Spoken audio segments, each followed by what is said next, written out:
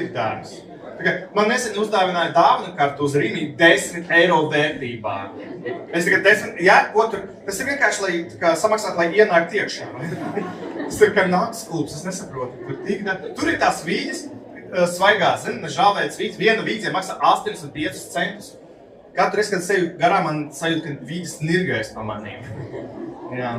Uz vienreiz, es domāju, es tomēr varēšu. Es varu atļauties. Un es nopirku vienreiz 3 vīģes, aizgāju mājās, priecīgs, ka es esmu to izdarījis. Un skatos čeku un izrādās, ka tā kasiere, viņa uztaisīja kļūdu, viņa izsita man vīģes kā plūmes.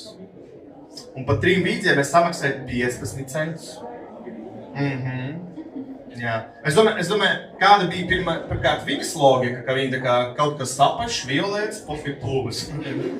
Un arī viņa padomā, kas viņš ir par cilvēku, kurš pēc tikai 3 plūmes. Jā.